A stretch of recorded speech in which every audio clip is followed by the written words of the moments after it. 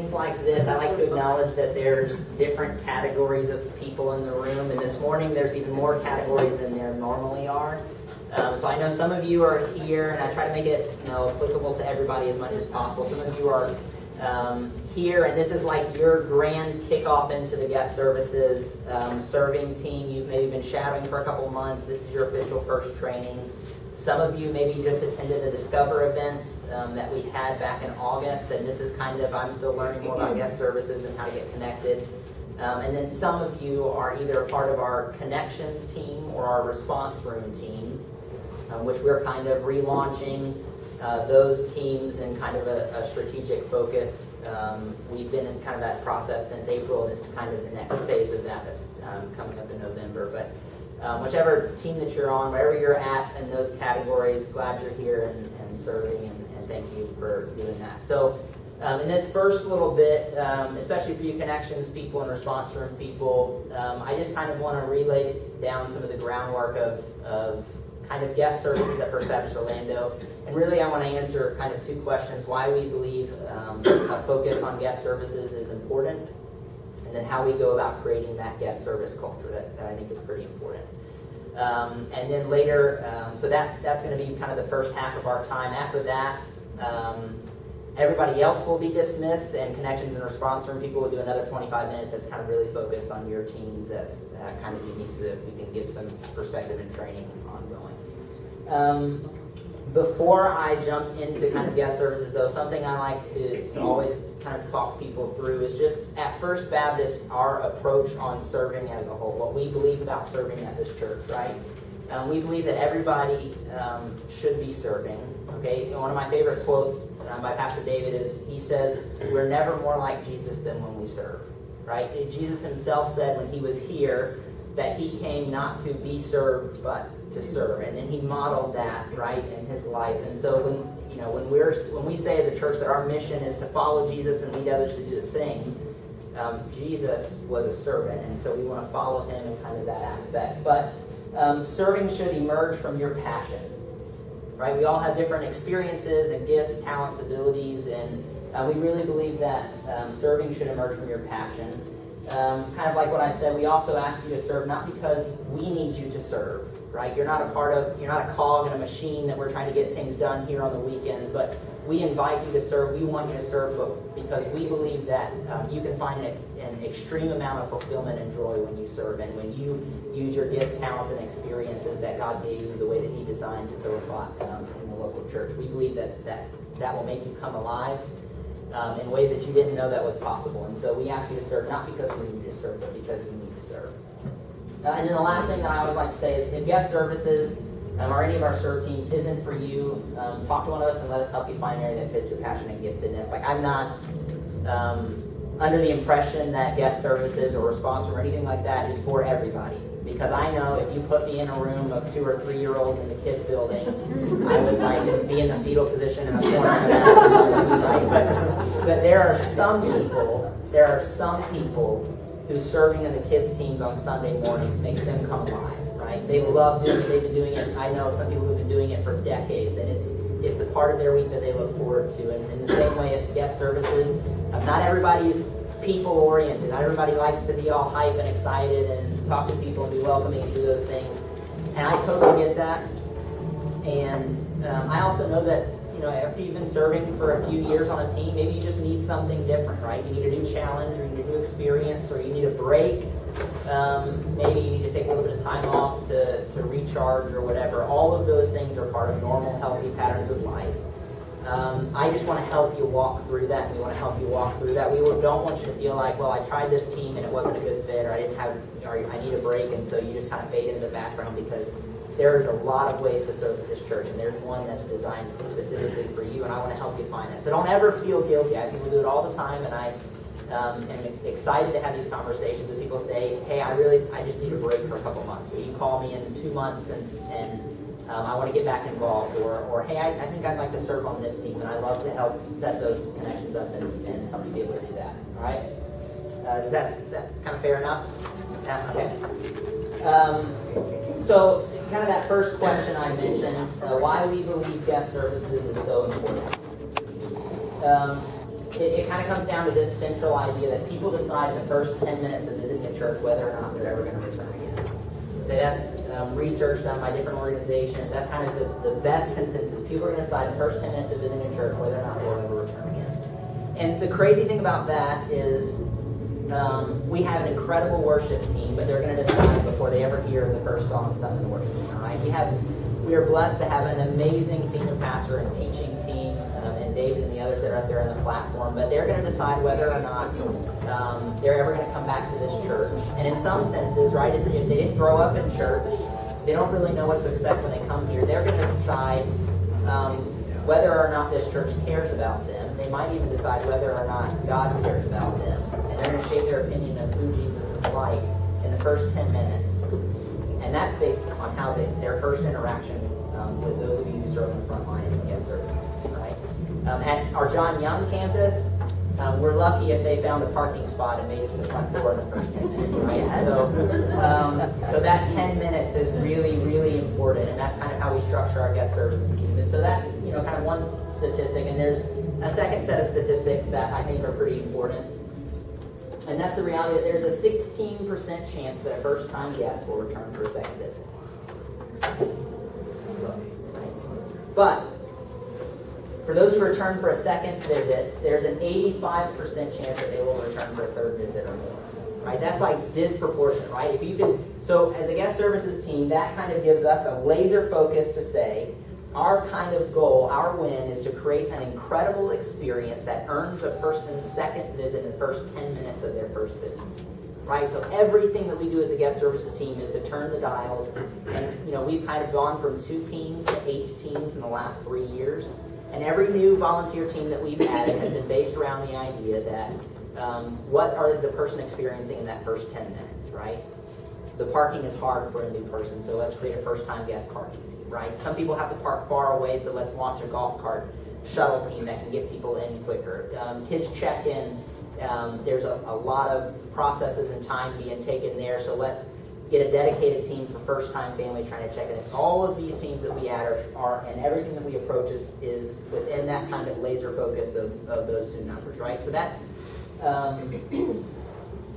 if you're not kind of a statistics person, maybe this quote will help, but John Piper says, we really care about what others think of Christ, right? Their salvation hangs on what they think of Christ.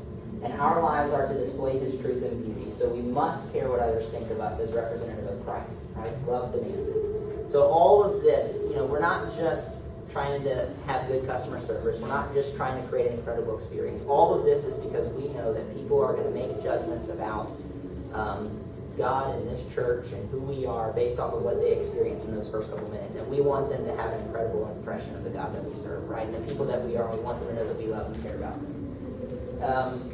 So that's kind of why we think guest services is so important. And then for the next few minutes, I want to talk about kind of how we create an incredible experience for all of our guests, how we try to go about creating that incredible experience. And so for us, this kind of is summed up in this one kind of overarching kind of umbrella idea or phrase that we talk about, and that's kind of supported by 3 core values. And the overarching phrase that we talk a lot about in guest services is this idea that the gospel is offensive, nothing else should be. And this kind of comes out of 1 Corinthians 1:18, Paul's writing to the church at Corinth, and he says, "For the message of the cross is foolishness to those who are perishing, but to those who are being saved, it is the power of God."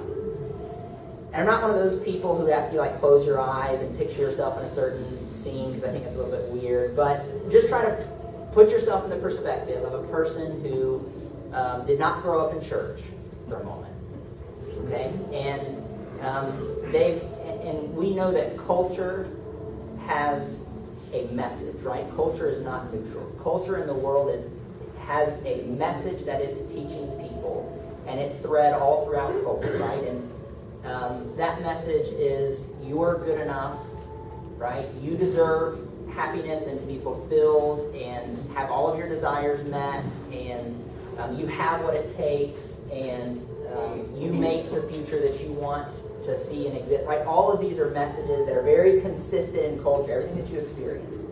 So I want you to imagine that a person has heard that message and that message only for the last 5, 10, 15, 25, 50 years of their life, okay? over and over every single day. That's the message that they're getting.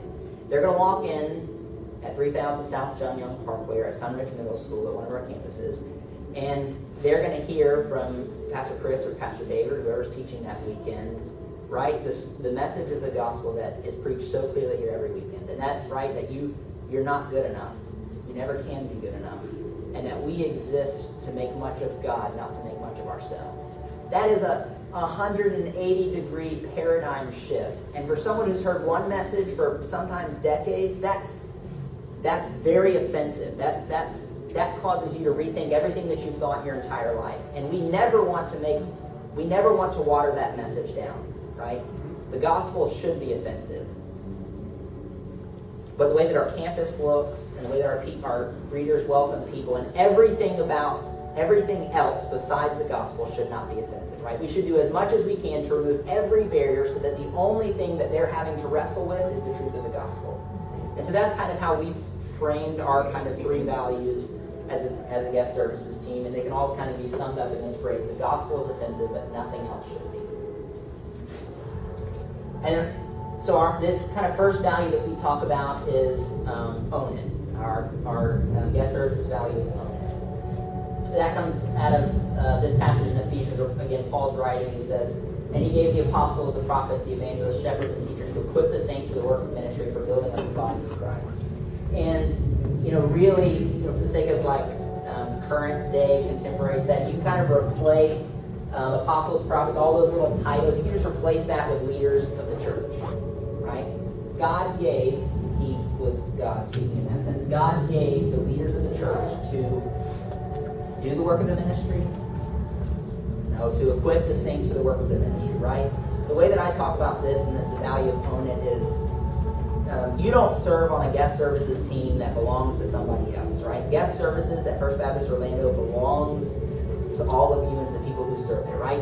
Jeff would say the same thing about response room, right? Response room belongs to you who are leading and serving in that ministry, not to Jeff Thompson. Guest service doesn't belong to Reed Adams or anybody else in the church, right? The way that I kind of talk about it, the way that I approach my job is I'm like the glorified secretary of you all, right? So the people of Orlando want to reach the city of Orlando, and the people of Orlando have asked me to help organize their ministry so that they can be most effective in accomplishing their mission.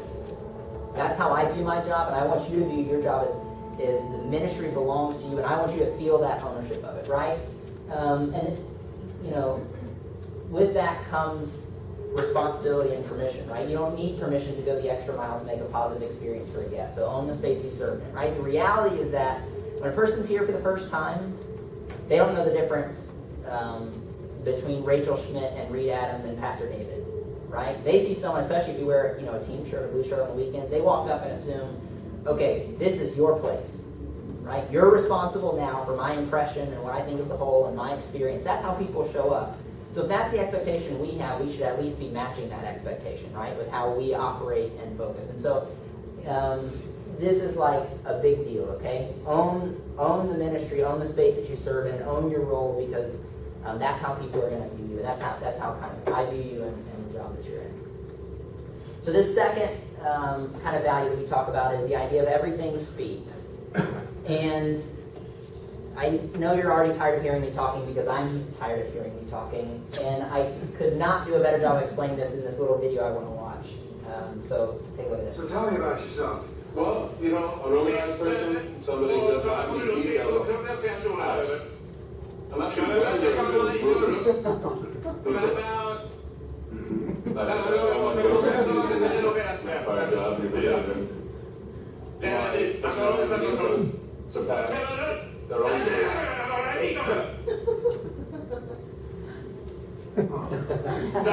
Get famous. Okay, so that's like my all-time favorite ad. I think it aired during the Super Bowl 9 years ago. But it's so clear, right? It's a Tide Don't wear a turtle commercial. Got it. Right, but that guy was sitting there in an interview, and I don't know, you may not have caught this, but I've watched that video too many times to recount at this point. And I've gone back and listened. What is the guy actually saying behind the stain? And he's really qualified for the job, right? Sounds really intelligent in the language that he's using, but it doesn't matter because that tiny little stain on his shirt is speaking way louder than the words that he's saying, right? And that's, people who show up here for the first time are doing the same thing, right? All of the things, there's kind of a saying that time in erodes awareness of, right? The longer you're in an environment, the less you start noticing all the quirks and odd things and things that don't seem quite right in that environment, right? So I've been at this church, I grew up in this church, right? This is kind of my home church. And so I stopped noticing things after a while. I have to force myself every weekend. What is a first-time person going to notice when they show up, right? And everything communicates. And this is things like, is there trash laying around? Is there, are the millions of fake plants that we have in the lobbies like distributed really weird or all clustered in one corner? Is there signs not where they should be and stuff? All of that stuff guests are noticing. And they might not be consciously noticing it, right? Nobody walks into a church or building and says, oh my goodness, there's a piece of trash there, I'm never coming back, right? But as they're noticing things, sometimes even subconsciously, they're making evaluations on what they're experiencing and then kind of making a subjective judgment based off of that, right? We know this, right, because in the education world, they've done study after study of like how important the color of the paint on the wall is to students' scores on tests, right? No student walks in and says the color on the walls is pink, therefore I'm going to flunk the test, right? But there's something even subconsciously that sends a message to them that makes it harder for them to concentrate or feel confident in taking tests. And so even the little details matter. Everything about the environment is sending a message. And we want to choose what that message is, right? And so kind of two ways we talk about this is, don't pass it up, pick it up. If you see something, say something, right? I tell people, going along with the idea of own it, everything that a guest is going to notice, see, or experience on a weekend is fair game for people in guest services ministry, right? If you see something that looks off, feel free to fix it. If you don't feel comfortable doing that, come find me or your service leader or somebody like that, and I'll fix it for you, okay? But feel free to do that. Same thing with, if you see trash or something that looks off or on the ground or something, don't pass it up, pick it up. It's such a hokey saying. Yeah, so that's some ways that we can create an intentional environment, an intentional message that's coming out of our environment. And then our last kind of core value, this third one, is the idea of handoffs matter. Okay, and a number of years ago, there was, in the Olympics, right, the men's relay race team that year was like by far the favored team to win the gold medal, right? They were by far the fastest on paper, excellent athletes all around. They didn't get the gold medal that year, right? They lost by like some crazy percentage of a second. And it was because the handoffs of their baton weren't good, right? They had one baton that was dropped. They had another handoff that slowed and cost them a couple of seconds in the transfer of moving forward, and that cost them the gold medal, right? And so when we think about guest services, I'm going to go ahead and throw these up there, but we talk about how the first visit should set up the second visit, right? The first visit should set up the second visit with those statistics and that kind of being our goal. But really, we recognize that first 10 minutes is crucial. We're always a person's first step, the first thing they're going to experience. And that's really important in determining whether or not they're going to come back and get involved. But hopefully, right, the reason we're doing everything that we're doing is because we want a person to come back for a second visit, so they'll come back for a third, so that after 4 or 5 visits, they've now heard the story, the good news of Jesus and how they have a relationship with them, and then hopefully they're going to respond to that, and hopefully they're going to get baptized, and they're going to get involved in a group, and they're going to serve, and they're going to give, and they're going to be inviting their friends, and their friends can experience the same thing, right? That's a whole lot of steps, and it starts with guest services, but it can't end there, right? And we have handoffs that we want to make. We don't want a person just to come and say, oh, that's a great church, I'm going to keep coming back because I have a great experience, but then never do something afterwards. And so when we look at guest services, we like to begin with the end in mind. We like to keep in mind, what do we want to set up a person to ultimately experience? And how can we blend that into the way that we do things on the weekends? Right? And so in every guest bag, I'm going to circle back. we talk about our handoff being that of Discover, right? We talk about the Discover experience being one of the major handoffs that we have, and now this kind of experiment that we're running with starter groups being a big handoff that we have as well.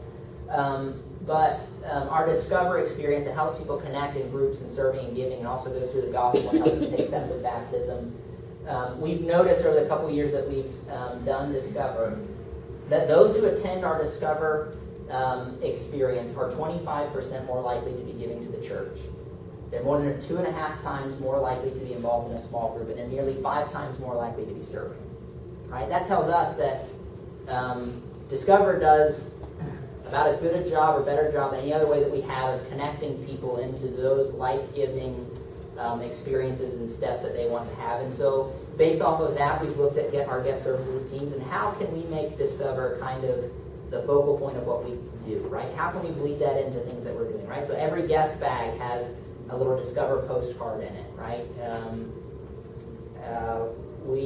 In all of our guest follow-up, the number one thing we're driving people to after their first visit is letting them know, hey, if you want to know more about the church, the best way to do that is our Discover experience. You can sign up for it, right? If you serve on the Connections team, have been for a little while, right? In kind of our relaunch, Connections is kind of, we talk a lot about Discover at Connections, right? It's the only card that's on the high top tables, right? It's the very first form that's on the iPad. It's kind of what we're trying to drive people to because we know that we want to set them up for their best next step. And that's kind of the goal that we approach things with. And so all throughout, we're trying to think about handoffs. So that's, in one sense, what's a person's best next spiritual step, but also thinking about what a person experiences on a Sunday, right? They go to a New Here tent, probably on their first visit. They have kids to check in. They have to get their kids to a different place where they can check their kids in. They got to get into a worship service. And so how are we designing their flow, their walking flow and patterns and what they're having to do? And we're constantly tweaking those things based off of what those handoffs all look like. So that's kind of our third value. And since this training is a lot on values and kind of the why behind the what, here's just a couple of things that I say for liability reasons and also for all you people who are like, just tell me the what. I just really want to know what I'm supposed to be doing.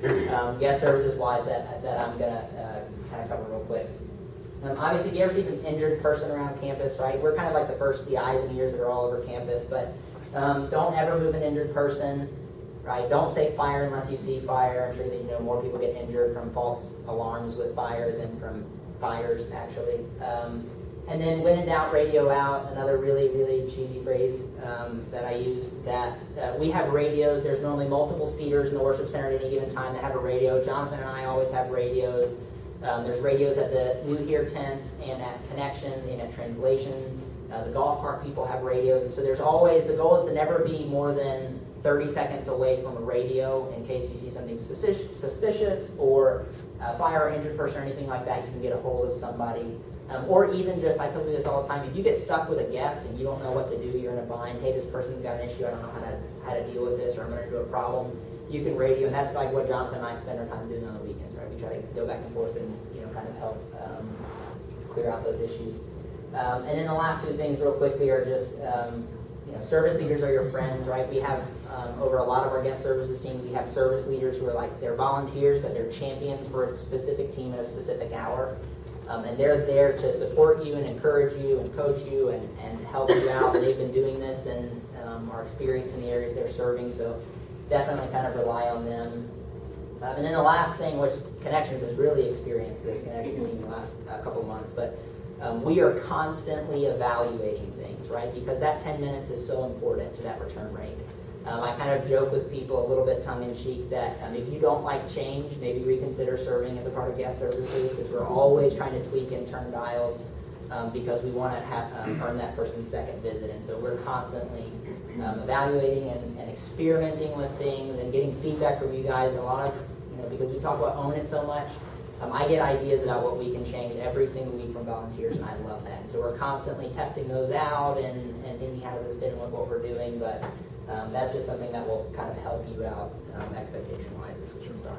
Okay, so at this point, this story is great. This is someone that started serving our guest services team probably about 6 months ago, but just the importance of what a person experiences when they first come. This girl, I think she sent this after this training. She said, thank you for allowing me to serve on the ministry guest services team. I feel so welcomed by all of you. I appreciate your emails, and I feel very connected with everyone on the team. So watch this part right here. From my own personal experience, I was welcomed by the people who I am now serving with. And I saw with my own eyes how true the statement of people decide in the first 10 minutes of visiting a church whether or not they are ever going to return. Right? Like that's like the dream. That's the goal, right? You don't know that when you're welcoming a person, but this girl that emailed us, she showed up, was welcomed, and that welcome was so profound, the way that she was made to feel, that she decided to call this her home church, and now she's serving. And she's loving every bit of it, and she's coming alive doing it, right? So that's kind of the goal. That's the power that this stuff happens if you guys really get welcome. Okay, so if you're brand new to the guest services team, see Jonathan. It says at the back of the room, but it's really kind of the side of the room real quick. Or if you're coming from a Discover event, you're still just trying to kind of learn the ropes, see about guest services ministry, you can see him over here at the side. And then if you've been with us a while, sometimes we have volunteers who are just here to recharge, refresh, because this is a lot of vision stuff. Thanks for joining us and continuing to serve. And then if you're part of the connections team, and that should say also response room team, we're going to take like a 5-minute break, use the restroom if you want to, go down and volunteer, so get yourself a water and a donut or something like that. And then we're going to do like another 25 minutes of stuff focused on your kind of team dynamic. So go ahead and do that and disperse, and we'll get started at, let's say, 10:40.